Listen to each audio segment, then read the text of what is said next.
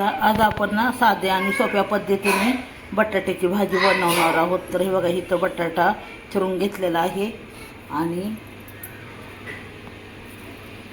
हे बघा इथं कांदा चिरून घेतलेला आहे. तो बटाटा घेतलेला आहे. तुम्ही इकडं तेल ठेवलेलं आहे गरम करायला. तेल गरम झालेलं आहे.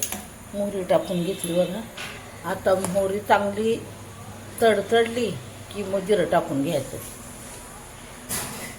एकदम साध्या आणि सोप्या पद्धतीने करणार आहे बटाट्याची भाजी. मोहरी तडतडून झाली. आता टाकलेलं आहे जिरं.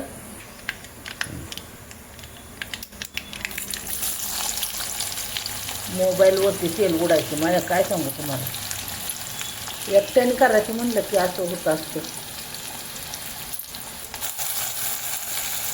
तेल जरा जास्त झालेलं आहे.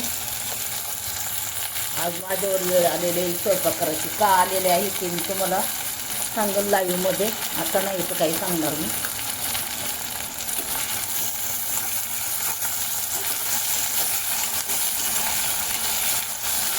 माझी मुलगी आज घरी नाही, त्यामुळे मी आज सांगते आता तुम्हाला. मुलगी आज घरी नाही म्हणून आज माझ्यावर वेळ आलेली आहे स्वयंपाक करायची.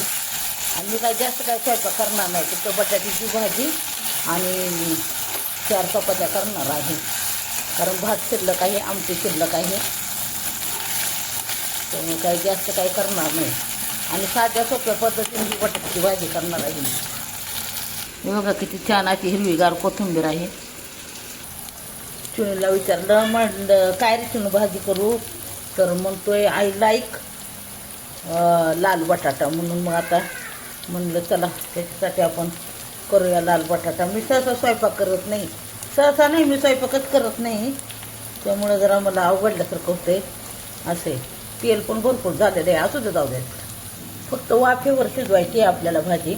त्याच्याला तेल बिलकुल नाही टाकायचं. मीठ टाकलं बघा.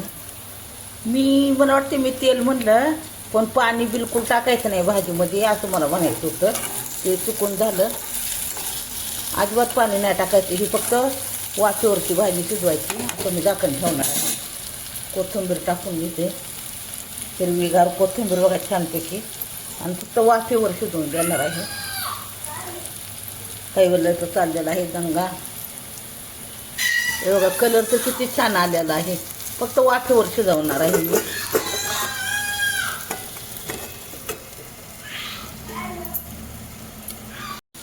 हे बघा बटाटा शिजलेला आहे आपला.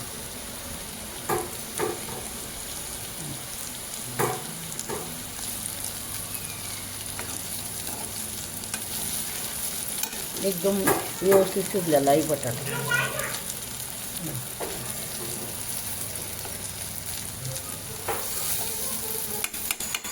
वाफेवर छानपैकी शिजलेला आहे. आता जर झाकून ठेवते.